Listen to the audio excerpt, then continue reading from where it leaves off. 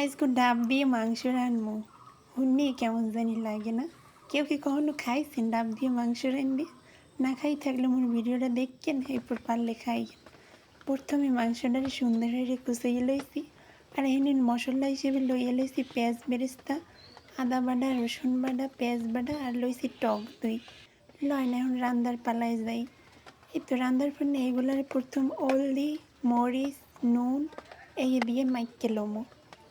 হেয়ের লগে দিয়ে দিমু হইলে এই যে পেঁয়াজ বেরেস্তা করে লইলাম, আর হেয়ের তেল বেরেস্তা যে ভাজছি হেয়ের তেল।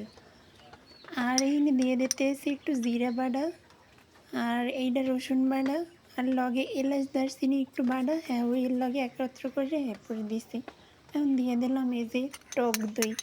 এই টক দই বেশি না, অল্প একটুখানি। এখন এইটারে সুন্দর করে মাইকে লইতে হইবে।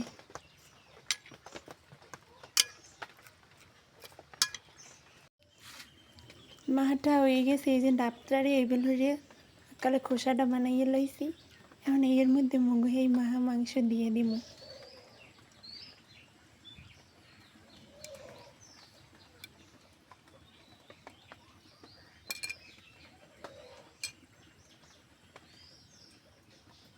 মাংসটা মোর দেওয়া হয়ে গেছে, এখন এটা ডাকিয়ে দিতে হইবে। কি দিয়ে ডাকমু? একটু সুতি তেনা লইছি, এই তেনাগুলো দিয়ে এরপর ডাকিয়ে দিতেছে। এর উপরে এখন ওই ফুকগুলো আটকানোর পারনে একটু নুনের বাড়িয়ে ঘরে হেগুলো দিয়েছি। এরপরে এর উপরে দিয়ে দিব একটা হরা মুড়ো, যেরকম পারছি এরকম আটকাইছি। এই তো দিয়ে এরপর চুলায় জাল দিতে হইবে এককালে।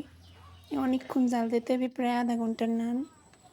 আধা ঘন্টার পর এরপর হরাটা উড়েই দেখতে হইবে যে মাংস হয়েছে নি।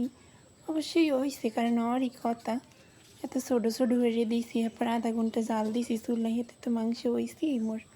এই মাংসটা মোক হয়ে গেছে, আর কি সুন্দর একটা ঘেরান। এই না খাইলে কেউ বুঝবেন না যে কী মজা এর স্বাদ। মা এবার ডালিয়ে দিতে আছে মোর, এই দেখেনি কি সুন্দর। এই মধ্যে যে সাদা সাদা দেখতে পেয়েছেন, ওই কিন্তু ডাবের মধ্যে যে লেওয়া থাকে না, এই লেওয়া এইতে কিন্তু স্বাদ আরও বাড়ছে।